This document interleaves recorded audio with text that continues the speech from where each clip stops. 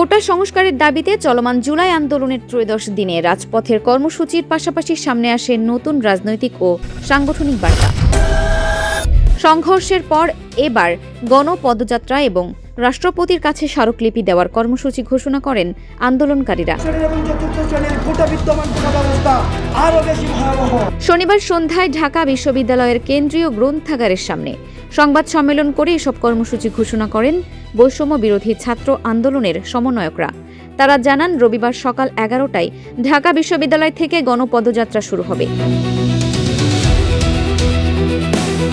এতে ঢাকা বিশ্ববিদ্যালয়, জগন্নাথ বিশ্ববিদ্যালয়, শেরেবাংলা কৃষি বিশ্ববিদ্যালয় এবং ঢাকার 7 কলেজ সহ বিভিন্ন শিক্ষা প্রতিষ্ঠানের শিক্ষার্থীরা অংশ নেবেন।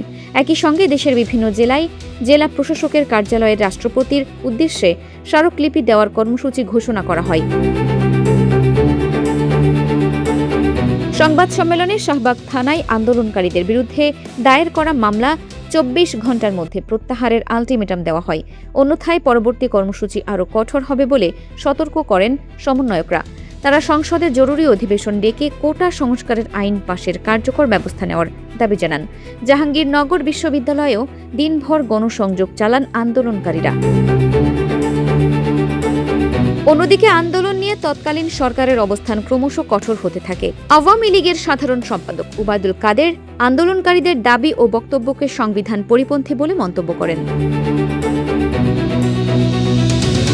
তৎকালীন স্বরাষ্ট্রমন্ত্রী আসাদুজ্জামান খান কামাল এবং ঢাকা মহানগর গোয়েন্দা পুলিশের অতিরিক্ত কমিশনার হারুন অর রশিদ সড়ক অবরোধ করলে বা জানমালের ক্ষতি হলে কঠোর ব্যবস্থা নেওয়ার হুঁশিয়ারি দেন।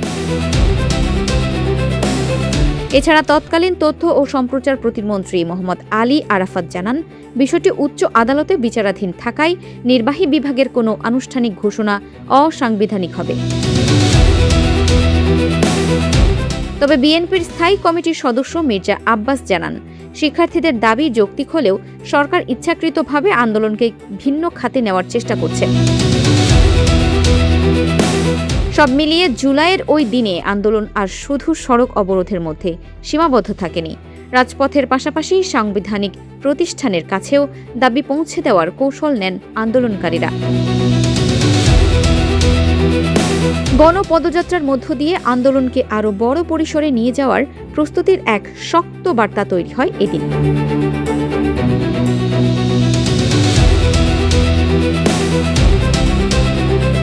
Farhana Nizam, desk report, Dinajpur TV.